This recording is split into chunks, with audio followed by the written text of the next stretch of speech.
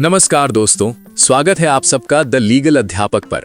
आज हम unit 8 bailment and pledge को सिर्फ 25 मिनट के वन शॉट रिवीजन में कंप्लीट करने वाले हैं। तो एक छोटा सा काम करिए, अपनी बुक्स, नोटबुक और पेन लेकर बैठ जाइए और वीडियो के साथ साथ देखते हुए रिवाइज करते चलिए। तो बिना टाइम वेस्ट किए चलिए शुरू करते हैं bailment and pledge one shot revision सिर्फ यहीं पर द लीगल अध्यापक के साथ। चलो क्लास, अब यूनिट 8 बेलमेंट एंड प्लेज को समझते हैं। सबसे पहले समझते हैं बेलमेंट क्या होता है। इंडियन कॉन्ट्रैक्ट एक्ट के सेक्शन 148 के अकॉर्डिंग बेलमेंट का मतलब होता है गुड्स की डिलीवरी एक पर्सन से दूसरे पर्सन को किसी पर्टिकुलर पर्पस के लिए करना, इस कंडीशन पर कि जब वो पर्पस कंप्लीट हो जाए तो गुड्स वापस कर दिए जाएंगे या बेलर के डायरेक्शंस के अकॉर्डिंग डिस्पोज किए जाएंगे। सिंपल वर्ड्स में समझो तो बेलमेंट में ओनरशिप ट्रांसफर नहीं होती, सिर्फ पोजीशन ट्रांसफर होता है। मतलब गुड्स का ओनर वही रहता है जो पहले था, लेकिन गुड्स टेम्परेरीली किसी और के पास चले जाते हैं। एग्जाम्पल से समझो, मान लो ध्रुव अपनी कैमरा एल्विश को एक दिन के लिए व्लॉग शूट करने के लिए देता है और कंडीशन है कि शूट खत्म होने के बाद कैमरा वापस करना होगा। इस सिचुएशन में ध्रुव बेलर है क्योंकि उसने गुड्स दिए हैं और एल्विश बेली है क्योंकि उसने गुड्स रिसीव किए हैं। यही बेलमेंट का बेसिक कॉन्सेप्ट है। अब बेलमेंट की पार्टी समझ लो। बेलमेंट में सिर्फ दो पार्टीज होती हैं। पहली पार्टी होती है बेलर, यानी जो गुड्स डिलीवर करता है। दूसरी पार्टी होती है बेली, यानी जिसे गुड्स दिए जाते हैं किसी स्पेसिफिक पर्पस के लिए। अब बात करते हैं एसेंशियल एलिमेंट्स ऑफ बेलमेंट की। सबसे पहला एलिमेंट है कॉन्ट्रैक्ट। बेलमेंट हमेशा एक कॉन्ट्रैक्ट पर बेस्ड होता है और ये कॉन्ट्रैक्ट एक्सप्रेस भी हो सकता है और इम्प्लाइड भी। एक्सप्रेस कॉन्ट्रैक्ट में क्लियरली टर्म्स लिखी होती हैं, जबकि इम्प्लाइड कॉन्ट्रैक्ट कंडक्ट से समझ में आता है। जैसे अगर कपिल सुनील को अपनी वॉच रिपेयर के लिए देता है तो ऑटोमेटिकली बेलमेंट क्रिएट हो जाता है। दूसरा एलिमेंट है डिलीवरी ऑफ गुड्स। बेलमेंट तभी क्रिएट होता है जब गुड्स की डिलीवरी हो। यहाँ एक इंपॉर्टेंट बात याद रखनी है कि बेलमेंट सिर्फ मूवेबल गुड्स के लिए होता है, इमूवेबल प्रॉपर्टी या मनी के लिए नहीं। डिलीवरी दो तरह की हो सकती है, एक्चुअल डिलीवरी और कंस्ट्रक्टिव डिलीवरी। एक्चुअल डिलीवरी में गुड्स फिजिकली हैंड ओवर किए जाते हैं, जैसे रणवीर समय को अपनी वॉच डायरेक्टली दे देता है रिपेयर के लिए। कंस्ट्रक्टिव डिलीवरी में गुड्स फिजिकली मूव नहीं होते, लेकिन पोजेशन ट्रांसफर हो जाता है।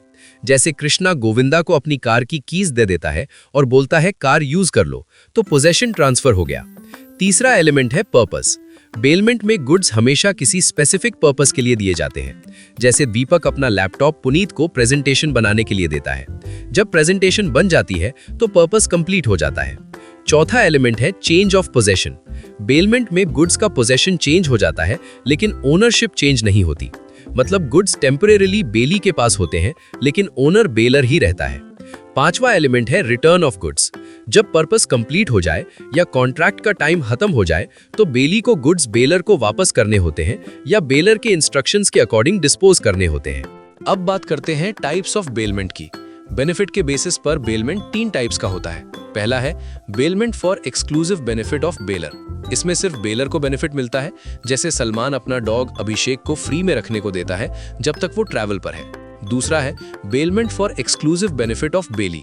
इसमें सिर्फ बेली को बेनिफिट मिलता है, जैसे पारस एल्विश को अपनी बाइक फ्री में यूज करने देता है। तीसरा है बेलमेंट फॉर म्यूचुअल बेनिफिट, जिसमें दोनों पार्टीज को बेनिफिट मिलता है। जैसे कपिल अपनी कार सुनील को रेंट पर देता है, कपिल को रेंट मिलता है और सुनील को कार यूज करने का बेनिफिट मिलता है। रिवॉर्ड के बेसिस पर भी बेलमेंट 2 टाइप्स का होता है, ग्रेचुइटस बेलमेंट और नॉन ग्रेचुइटस बेलमेंट। ग्रेचुइटस बेलमेंट वो होता है जिसमें गुड्स फ्री ऑफ चार्ज दिए जाते हैं, जैसे ध्रुव अपना कैमरा एल्विश को फ्री में यूज करने देता है। नॉन ग्रेचुइटस बेलमेंट वो होता है जिसमें दोनों पार्टीज को बेनिफिट मिलता है, जैसे कार रेंटल सर्विस। चलो क्लास, अब ड्यूटीज ऑफ बेलर समझते हैं। सबसे पहले बात करते हैं bailor's duty to disclose faults in goods bailed, section 150।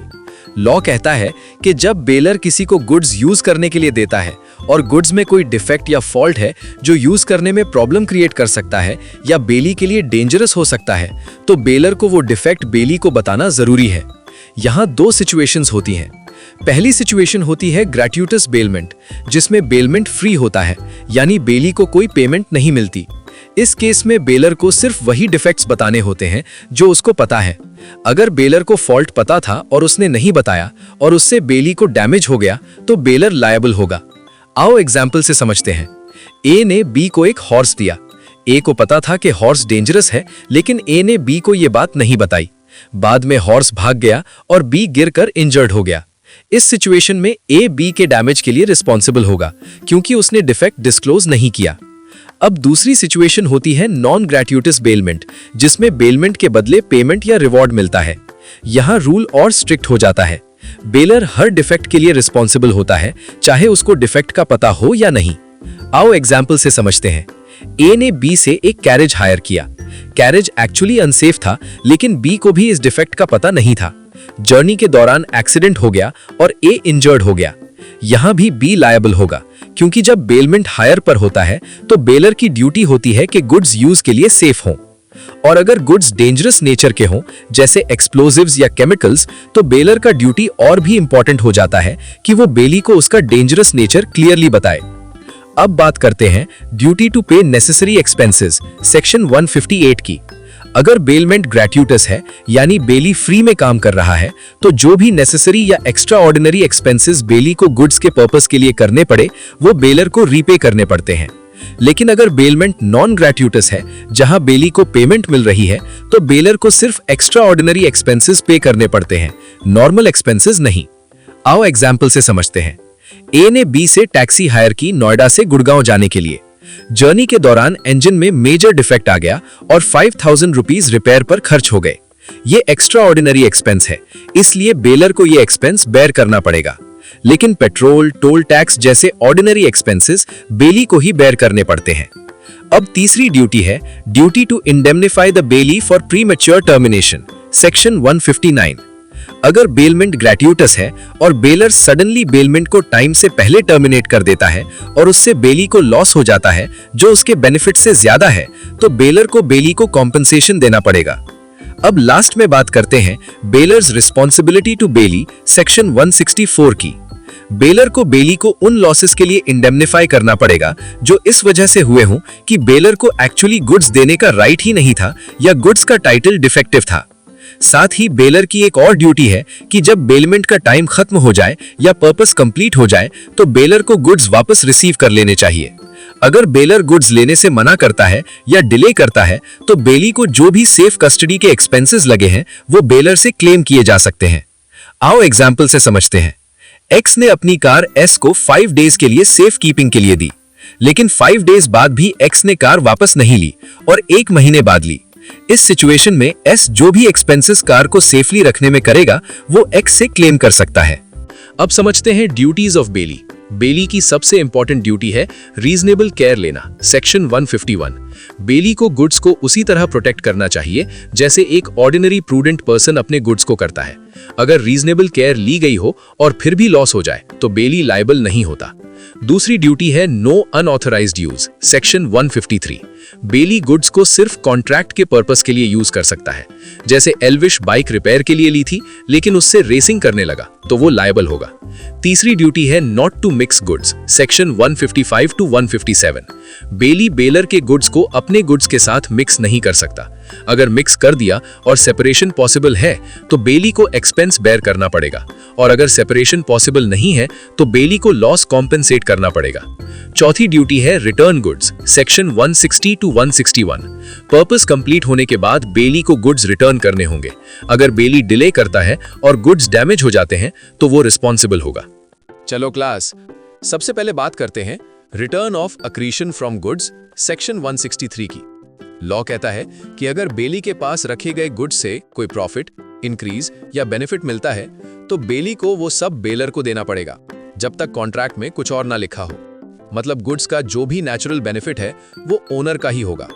Example, ध्रुव अपनी काऊ एल्विश को कुछ दिन के लिए देता है। अगर उस पीरियड में काऊ का मिल्क प्रोड्यूस होता है, तो वो मिल्क ध्रुव का होगा, क्योंकि काऊ का ओनर ध्रुव है। उसके बाद एक इंपॉर्टेंट रूल है, bailee cannot set up adverse title, section 166। इसका मतलब यह है कि बेली बेलर की अगेंस्ट ये क्लेम नहीं कर सकता कि गुड्स उसके हैं। बेली को गुड्स बेलर की तरफ से ही होल्ड करने होते हैं। एग्जाम्पल, पारस अपनी बाइक सलमान को रिपेयर के लिए देता है, तो सलमान बाद में ये नहीं बोल सकता कि बाइक मेरी है। अब बात करते हैं राइट्स ऑफ बेलर की। सबसे पहला राइट है right to terminate the bailment, section 153। अगर बेली गुड्स को कॉन्ट्रैक्ट के अकॉर्डिंग यूज नहीं करता, तो बेलर कॉन्ट्रैक्ट टर्मिनेट कर सकता है। एग्जाम्पल, कपिल ने सुनील को अपनी कार सिर्फ ऑफिस यूज के लिए दी थी, लेकिन सुनील उस कार को रेसिंग में यूज करने लगता है, तो कपिल बेलमेंट टर्मिनेट कर सकता है। दूसरा राइट है right to demand back the goods, section 159। Gratuitous bailment में बेलर किसी भी टाइम गुड्स वापस मांग सकता है, चाहे टाइम पीरियड खत्म ना हुआ हो। लेकिन अगर इससे बेली को लॉस हो जाता है जो उसको मिलने वाले बेनिफिट से ज्यादा है, तो बेलर को कॉम्पेंसेशन देना पड़ेगा। तीसरा राइट है right to file a suit against a wrong doer, section 180 and 181। अगर कोई थर्ड पर्सन बेलर के गुड्स को डैमेज कर देता है या चुरा लेता है, तो बेलर उस थर्ड पर्सन पर केस कर सकता है। चौथा राइट है right to sue the bailee, अगर बेली अपनी ड्यूटीज प्रॉपरली परफॉर्म नहीं करता। पांचवा राइट है राइट टू कॉम्पेंसेशन, अगर गुड्स का डैमेज अनऑथराइज्ड यूज या मिक्सिंग की वजह से हुआ हो। अब बात करते हैं राइट्स ऑफ बेली की। बेली के भी कुछ राइट्स होते हैं। सबसे पहला राइट है right to deliver goods to any joint bailor, section 165। अगर गुड्स एक से ज्यादा बेलर्स ने दिए हैं, तो बेली उनमें से किसी एक को गुड्स वापस कर सकता है जब तक कॉन्ट्रैक्ट में कुछ और मेंशन ना हो। दूसरा राइट है राइट टू इंडेमनिटी, सेक्शन 166। अगर बेली को कोई लॉस होता है क्योंकि बेलर को गुड्स देने का राइट नहीं था या बेलर ने गलत इंस्ट्रक्शंस दिए, तो बेलर को बेली को कॉम्पनसेट करना पड़ेगा। तीसरा राइट है right to claim compensation for faulty goods, section 150। अगर बेलर ने गुड्स के डिफेक्ट्स डिस्क्लोज नहीं किए और बेली को लॉस हो गया, तो बेली कॉम्पनसेशन क्लेम कर सकता है। चौथा राइट है right to necessary expenses, section 158। Gratuitous bailment में बेली ने जो नेसेसरी या एक्स्ट्रा ऑर्डिनरी एक्सपेंसेस किए हैं, उनका पेमेंट बेलर करेगा। पांचवा राइट है right to apply to court to decide the title of goods, section 167। अगर किसी थर्ड पर्सन ने गुड्स पर क्लेम कर दिया और बेली कंफ्यूज हो गया कि गुड्स किसको रिटर्न करे, तो बेली कोर्ट से डिसीजन मांग सकता है। बेली के पास राइट ऑफ पर्टिकुलर लियन भी होता है, मतलब अगर बेली ने गुड्स पर कोई सर्विस दी है और उसका पेमेंट नहीं हुआ है, तो वो गुड्स को तब तक रोक कर रख सकता है जब तक पेमेंट नहीं मिल जाता। इसके अलावा राइट ऑफ जनरल लियन भी हो सकता है कुछ प्रोफेशंस में, जैसे बैंकर, लॉयर, फैक्टर एटसेट्रा। अब एक इंपॉर्टेंट प्रोविजन है rights of bailor and bailee against a wrong doer, section 180। अगर कोई थर्ड पर्सन गुड्स को डैमेज कर देता है या उनका यूज रोक देता है, तो बेलर और बेली दोनों उस थर्ड पर्सन पर केस कर सकते हैं। जो भी कॉम्पनसेशन मिलेगा वो बेलर और बेली के इंटरेस्ट के अकॉर्डिंग डिवाइड किया जाएगा। अब बात करते हैं टर्मिनेशन ऑफ बेलमेंट की। बेलमेंट कई सिचुएशंस में टर्मिनेट हो सकता है। 1. Expiry of time. अगर बेलमेंट एक फिक्स टाइम के लिए था और वो टाइम खत्म हो गया, तो बेलमेंट टर्मिनेट हो जाता है। 2. Fulfilment of purpose. अगर गुड्स किसी स्पेसिफिक पर्पस के लिए दिए गए थे और वो पर्पस कंप्लीट हो गया, तो बेलमेंट खत्म हो जाता है। एग्जाम्पल, दीपक ने पुनीत को लैपटॉप प्रेजेंटेशन बनाने के लिए दिया था। जैसे ही प्रेजेंटेशन कंप्लीट हो गई, बेलमेंट खत्म। 3. By notice. ग्रैट्यूटियस बेलमेंट में बेलर नोटिस देकर बेलमेंट टर्मिनेट कर सकता है। 4. By death. ग्रैट्यूटियस बेलमेंट में बेलर या बेली की डेथ होने पर बेलमेंट टर्मिनेट हो जाता है। 5. Destruction of subject matter. अगर गुड्स डिस्ट्रॉय हो जाते हैं या अनयूजेबल हो जाते हैं, तो बेलमेंट ऑटोमेटिकली टर्मिनेट हो जाता है। अब लास्ट कॉन्सेप्ट समझते हैं, finder of lost goods, section 168, 169। जब कोई पर्सन किसी और के लॉस्ट गुड्स को फाइंड करता है, तो वो फाइंडर ऑफ गुड्स कहलाता है। लॉ उसे बेली के सिमिलर राइट्स देता है। Right 1, right to sue for reward. अगर ओनर ने रिवॉर्ड अनाउंस किया था, तो फाइंडर रिवॉर्ड क्लेम कर सकता है। एग्जाम्पल, आयशा ने अनाउंस किया कि जो मेरा लॉस्ट फोन ढूंढ के लाएगा उसे 5000 रुपीज रिवॉर्ड मिलेगा। अगर मुनव्वर फोन ढूंढ लेता है, तो वो रिवॉर्ड क्लेम कर सकता है। Right 2, right of लियन। जब तक फाइंडर को उसके एक्सपेंसेस या रिवॉर्ड नहीं मिलते, वो गुड्स अपने पास रख सकता है। Right 3, right to sell goods, section 169। कुछ सिचुएशंस में फाइंडर गुड्स सेल भी कर सकता है, जैसे गुड्स पेरिशेबल हो, उनकी वैल्यू रैपिडली डिक्रीज हो रही हो, ओनर मिल नहीं रहा हो, या एक्सपेंसेस गुड्स की वैल्यू के 2/3 के बराबर हो गए हो। अगर आप सेक्शन 169 को एक एनिमेटेड और एंगेजिंग एग्जाम्पल के थ्रू समझना चाहते हैं, तो हमने इस टॉपिक पर एक रील बनाई है। आप स्क्रीन पर दिख रहे स्कैनर को स्कैन करके उस रील को देख सकते हैं, या फिर डिस्क्रिप्शन में दी हुई हमारी इंस्टाग्राम आईडी पर जाकर भी उसे वॉच कर सकते हैं। एक सिंपल और इंटरेस्टिंग तरीके से सेक्शन 169 को समझने के लिए जरूर देखिए। चलो क्लास, अब difference between general lien and particular lien को सिंपल लैंग्वेज में समझते हैं। सबसे पहले जनरल लियन सेक्शन 171 समझते हैं। जनरल लियन का मतलब होता है दूसरे के गुड्स को अपने पास रोक कर रखना जब तक उसका पूरा आउटस्टैंडिंग बैलेंस क्लियर ना हो जाए। यानी अगर किसी पर्सन का आपके पास ओवरऑल अकाउंट बैलेंस पेंडिंग है तो आप उसके गुड्स को अपने पास होल्ड करके रख सकते हो जब तक पूरा पेमेंट ना मिल जाए। इसका मतलब ये हुआ कि गुड्स का रिलेशन किसी एक स्पेसिफिक ट्रांजैक्शन से होना जरूरी नहीं है। अगर किसी पर्सन का जनरल बैलेंस ड्यू है तो उसके गुड्स को रिटेन किया जा सकता है।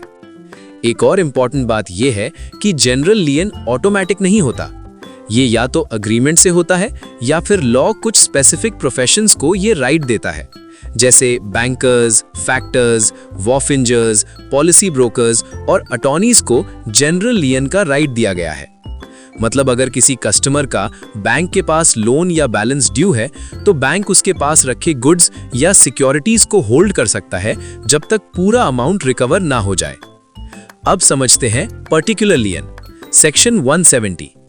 पर्टिकुलर लियन का मतलब होता है किसी स्पेसिफिक गुड्स को रोक कर रखना जब तक उस गुड्स पर किए गए काम का पेमेंट ना मिल जाए। यहां कंडीशन ये होती है कि बेली ने उस गुड्स पर लेबर या स्किल यूज की हो जिससे गुड्स की वैल्यू बढ़ गई हो। तब तक बेली उस गुड्स को रिटर्न नहीं करेगा जब तक उसको उस काम का पेमेंट ना मिल जाए। और एक इंपॉर्टेंट बात यह है कि पर्टिकुलर लियन ऑटोमेटिक होता है। इसके लिए अलग से अग्रीमेंट की जरूरत नहीं होती। एग्जाम्पल से समझो, अगर किसी ने वॉच रिपेयर करने के लिए वॉच रिपेयरर को वॉच दी और रिपेयर होने के बाद ओनर पेमेंट नहीं करता तो रिपेयरर वॉच को अपने पास रोक कर रख सकता है जब तक रिपेयर चार्जेस पे ना हो जाए। ये पर्टिकुलर लियन है। अब डिफरेंस को सिंपल वर्ड्स में समझो। जनरल लियन में गुड्स को जनरल बैलेंस ऑफ अकाउंट के लिए होल्ड किया जाता है, जबकि पर्टिकुलर लियन में गुड्स को सिर्फ उस स्पेसिफिक वर्क के पेमेंट के लिए होल्ड किया जाता है जो उस गुड्स पर किया गया है। जनरल लियन ऑटोमेटिक नहीं होता जबकि पर्टिकुलर लियन ऑटोमेटिक होता है। जनरल लियन में लेबर या स्किल का यूज होना जरूरी नहीं होता, लेकिन पर्टिकुलर लियन में गुड्स पर लेबर या स्किल यूज होना जरूरी है। और लास्ट डिफरेंस ये है कि जनरल लियन सिर्फ कुछ स्पेसिफिक पर्संस को मिलता है, जैसे बैंकर्स एटसेट्रा, जबकि particular lien bailee, finder of goods, pledgee, unpaid seller, agent, partner जैसे पर्संस को मिल सकता है। अब आते हैं प्लेज सेक्शन 172 टू 182 पर। प्लेज बेसिकली बेलमेंट का स्पेशल टाइप है। जब कोई गुड्स सिक्योरिटी के लिए दिए जाते हैं किसी डेट के पेमेंट या प्रॉमिस के परफॉर्मेंस के लिए तो उसे प्लेज कहते हैं। इसमें दो पार्टीज होती हैं, पॉनर यानी प्लेजर जो गुड्स सिक्योरिटी के रूप में देता है, पॉनी यानी प्लेजी जो गुड्स सिक्योरिटी के रूप में रिसीव करता है। एग्जाम्पल, ध्रुव ने एल्विश से 1 लाख रुपए का लोन लिया और सिक्योरिटी में अपनी गोल्ड चेन एल्विश को दे दी। यहां ध्रुव पॉनर है और एल्विश पॉनी। प्लेज के कुछ एसेंशियल एलिमेंट्स होते हैं। सबसे पहले बेलमेंट के सारे एलिमेंट्स प्रेजेंट होने चाहिए क्योंकि प्लेज बेलमेंट का ही स्पेशल फॉर्म है। इसके अलावा गुड्स डेट के सिक्योरिटी के लिए दिए होने चाहिए, गुड्स एग्जिस्टेंस में होने चाहिए और गुड्स का डिलीवरी पॉनर से पॉनी को होना चाहिए। अब बात करते हैं राइट्स ऑफ पॉनी की। सबसे पहला राइट है right to retain the pledged goods section 173। Pawnee goods को तब तक होल्ड कर सकता है जब तक डेट, इंटरेस्ट और नेसेसरी एक्सपेंसेस पे नहीं हो जाते। एग्जाम्पल, मुनव्वर ने आयशा को अपनी वॉच प्लेज की लोन के बदले। जब तक मुनव्वर लोन रीपे नहीं करता आयशा वॉच को होल्ड कर सकती है। दूसरा राइट है right to retain for subsequent advances section 174। अगर पॉनी ने बाद में और लोन दे दिया हो और अग्रीमेंट में मना न हो तो पॉनी गुड्स को उस एडिशनल लोन के लिए भी होल्ड कर सकता है। तीसरा राइट है right to extraordinary expenses section 175। अगर पॉनी ने गुड्स को प्रिजर्व करने के लिए एक्स्ट्रा एक्सपेंसेस किए हैं तो वो पॉनर से रिकवर कर सकता है। सबसे इंपॉर्टेंट राइट है right in case of default section 176। अगर पॉनर लोन रीपे नहीं करता स्टिपुलेटेड टाइम पर तो पॉनी के पास दो ऑप्शंस होते हैं, या तो पॉनर पर सूट फाइल करे और गुड्स को कोलैटरल के रूप में होल्ड रखें या रीजनेबल नोटिस देकर गुड्स को सेल कर दे। अगर सेल से पैसा कम आता है तो पॉनर को रिमेनिंग अमाउंट पे करना पड़ेगा और अगर सेल से ज्यादा पैसा मिलता है तो एक्स्ट्रा अमाउंट पॉनर को वापस देना पड़ेगा। अब राइट्स ऑफ पॉनर समझते हैं। सबसे इंपॉर्टेंट राइट है राइट टू रिडीम सेक्शन 177, अगर पॉनर डिफॉल्ट कर देता है तब भी जब तक गुड्स एक्चुअली सेल नहीं हुए हैं, पॉनर डेट और एक्सपेंसेस पे करके गुड्स वापस ले सकता है। एग्जाम्पल, सलमान ने अभिषेक को अपनी बाइक प्लेज की थी लोन के लिए। लोन टाइम पर रीपे नहीं हुआ, लेकिन सेल होने से पहले सलमान पैसा दे देता है, तो अभिषेक को बाइक वापस देनी पड़ेगी। अब ड्यूटीज ऑफ पॉनी समझते हैं। पॉनी का ड्यूटी है रीजनेबल केयर लेना गुड्स का, अनऑथराइज्ड यूज नहीं करना, गुड्स को मिक्स नहीं करना, और जब डेट रीपे हो जाए तो गुड्स वापस करना। अगर गुड्स से कोई इंक्रीज या प्रॉफिट होता है तो वो पॉनर को देना पड़ेगा। एग्जाम्पल, दीपक ने पुनीत को अपनी काव प्लेज की थी लोन के लिए। अगर उस पीरियड में काव से मिल्क प्रोड्यूस होता है तो वो दीपक का ही होगा। अब ड्यूटीज ऑफ पॉनर भी होती हैं। पॉनर को लोन रीपे करना है, एक्स्ट्रा ऑर्डिनरी एक्सपेंसेस पे करने हैं, गुड्स के डिफेक्ट्स डिस्क्लोज करने हैं, और पॉनी को टाइटल से रिलेटेड लॉस के लिए इंडेमनिफाई करना है। अगर पॉनी गुड्स सेल कर देता है पॉनर के डिफॉल्ट के कारण, और अगर उस वजह से डेफिसिट होता है, तो उसके लिए पॉनर लायबल होगा। अब एक इंटरेस्टिंग कॉन्सेप्ट है pledge by non owner. Normally rule ये है कि सिर्फ ओनर ही प्लेज कर सकता है, लेकिन लॉ ने कुछ एक्सेप्शंस दिए हैं। सबसे पहला, pledge by mercantile agent, section 178। अगर मर्केंटाइल एजेंट ओनर की कंसेंट से गुड्स के पोजेशन में है और ऑर्डिनरी कोर्स ऑफ बिजनेस में प्लेज करता है, तो प्लेज वैलिड होगा अगर पॉनी गुड फेथ में हो। एग्जाम्पल, केआरके ने अपने गुड्स ब्रोकर राजू को सेल के लिए दिए। राजू ने उन गुड्स को लोन के सिक्योरिटी में प्लेज कर दिया और लेंडर को पता नहीं था कि राजू ओनर नहीं है, तो प्लेज वैलिड होगा। दूसरा एक्सेप्शन है pledge by person in possession under voidable contract, section 178A। अगर किसी पर्सन को गुड्स वॉइडेबल कॉन्ट्रैक्ट से मिले हैं और कॉन्ट्रैक्ट रिसेंड होने से पहले वो प्लेज कर देता है, तो प्लेज वैलिड होगा। तीसरा एक्सेप्शन है pledge by person having limited interest, section 179। अगर किसी पर्सन का गुड्स में लिमिटेड इंटरेस्ट है तो वो उतने एक्सटेंट तक प्लेज कर सकता है। चलो अब एग्जाम्पल्स के थ्रू समझते हैं। पहला केस, एक पर्सन एक्स को रोड पर एक डिफेक्टिव मोबाइल फोन मिलता है। वो उस फोन को उठाता है और उसको 5,000 रुपए खर्च करके रिपेयर करवा देता है। बाद में एक्स उस मोबाइल को 2,000 रुपए के लिए प्लेज कर देता है, यानी सिक्योरिटी के रूप में किसी को दे देता है। अब अगर ओरिजिनल ओनर आकर अपना मोबाइल वापस लेना चाहता है, तो लॉ कहता है कि ओनर को मोबाइल तभी मिलेगा जब वो 5,000 रुपए पे करेगा। रीजन ये है कि जिस पर्सन ने गुड्स फाइंड किए थे, उसने अपने पैसे खर्च करके गुड्स की वैल्यू बढ़ाई है, इसलिए उसको पर्टिकुलर लियन का राइट मिल जाता है। मतलब ओनर को गुड्स वापस लेने के लिए पहले वो एक्सपेंस पे करना पड़ेगा। सिंपल वर्ड्स में, ओनर को फोन वापस चाहिए, रिपेयर का 5,000 रुपए देना पड़ेगा। दूसरा केस, ए के पास 1 लाख रुपए की ज्वेलरी है। ए उस ज्वेलरी को बी के पास प्लेज करता है 70,000 रुपए लोन लेने के लिए। अब बी के पास ज्वेलरी आ गई, लेकिन बी ने गलती से उस ज्वेलरी को सी के पास 90,000 रुपए के लिए प्लेज कर दिया। लॉ क्या कहता है? ये सेकंड प्लेज सिर्फ उतने अमाउंट तक वैलिड होगा जितना बी का एक्चुअल इंटरेस्ट था। यहां बी का इंटरेस्ट 70,000 रुपए प्लस इंटरेस्ट तक ही था, इसलिए सी का प्लेज 90,000 रुपए के लिए वैलिड नहीं होगा, बल्कि सिर्फ 70,000 रुपए प्लस इंटरेस्ट तक ही वैलिड होगा। सिंपल वर्ड्स में, बी को ए से 70,000 रुपए का ही राइट था, इसलिए बी किसी और को उससे ज्यादा राइट ट्रांसफर नहीं कर सकता, यानी सी मैक्सिमम 70,000 रुपए प्लस इंटरेस्ट ही क्लेम कर सकता है, 90,000 नहीं। चौथा है प्लेज बाय को ओनर। अगर गुड्स एक को ओनर के पोजेशन में है और वो प्लेज करता है तो वो वैलिड हो सकता है। और लास्ट है प्लेज बाय सेलर और बायर इन पोजेशन। अगर सेलर गुड्स सेल कर चुका है लेकिन पोजेशन उसके पास है और वो प्लेज कर देता है गुड फेथ में, तो प्लेज वैलिड हो सकता है। समझो एक एग्जाम्पल से, कन्हैया सर को प्रियंका की स्टाइलिश साइकिल पसंद आ जाती है और वो साइकिल खरीद लेते हैं, लेकिन थोड़ा चिल मूड में बोल देते हैं, प्रियंका जी साइकिल अभी आपके पास ही रहने दीजिए, मैं बाद में ले जाऊंगा। कुछ टाइम बाद प्रियंका को पैसे की जरूरत पड़ती है, तब वो शिल्पा के पास जाके बोलती है, शिल्पा मुझे लोन दे दो, मैं ये साइकिल गिरवी रख देती हूँ। शिल्पा को ये पता ही नहीं होता कि साइकिल ऑलरेडी कन्हैया सर को बेची जा चुकी है और वो गुड फेथ में लोन दे देती है। लॉ के अकॉर्डिंग ये प्लेज वैलिड होगा क्योंकि सेलर यानी प्रियंका अभी भी पोजेशन में थी और शिल्पा ने गुड फेथ में प्लेज एक्सेप्ट किया। चलो क्लास, अब बेलमेंट और प्लेज का डिफरेंस शॉर्ट और सिंपल तरीके से समझ लेते हैं। सबसे पहले मीनिंग का डिफरेंस समझो। बेलमेंट में गुड्स एक पर्सन से दूसरे पर्सन को किसी स्पेसिफिक पर्पस के लिए टेम्परेरीली दिए जाते हैं और पर्पस कंप्लीट होने पर गुड्स वापस मिल जाते हैं। जबकि प्लेज में गुड्स सिक्योरिटी के रूप में दिए जाते हैं किसी डेट के रीपेमेंट या प्रॉमिस के परफॉर्मेंस के लिए। अब पार्टीज का डिफरेंस देखो। बेलमेंट में बेलर गुड्स देने वाला और बेली गुड्स लेने वाला होते हैं, जबकि प्लेज में पार्टीज पॉनर सिक्योरिटी देने वाला और पॉनी सिक्योरिटी रिसीव करने वाला होते हैं। अब पर्पस का डिफरेंस। बेलमेंट किसी भी पर्पस के लिए हो सकता है, जैसे safe custody, repair, storage etcetera.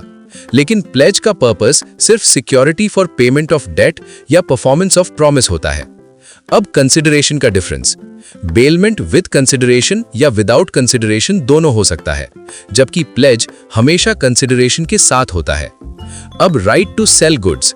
Bailment में बेली गुड्स को सेल नहीं कर सकता, उसके पास सिर्फ लीन का राइट होता है या वो बेलर पर सूट कर सकता है, जबकि प्लेज में पॉनी गुड्स को सेल कर सकता है अगर पॉनर डेट रीपे नहीं करता।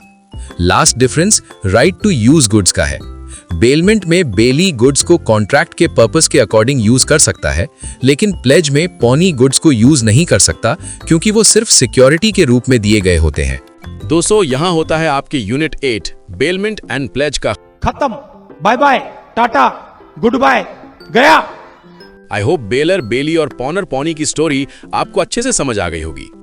अगर एग्जाम्स निकालने हैं और इस यूनिट के शॉर्ट नोट्स चाहिए तो फटाफट नीचे कमेंट करो माल गिरवी। देखो भाई, अभी बुक्स के साथ बेलमेंट करो और पढ़ाई को प्लेज करो, तभी ICAI आपको मार्क्स का लोन देगी। और हाँ, एक इंपॉर्टेंट वार्निंग, बिना सब्सक्राइब किए यहां से गए ना तो एग्जाम में आपका कॉन्फिडेंस प्लेज हो जाएगा और मार्क्स कोई और ले जाएगा। इसलिए सब्सक्राइब करो, लाइक करो और लॉ को बोरिंग नहीं स्कोरिंग सब्जेक्ट बनाओ। मिलते हैं नेक्स्ट वीडियो में।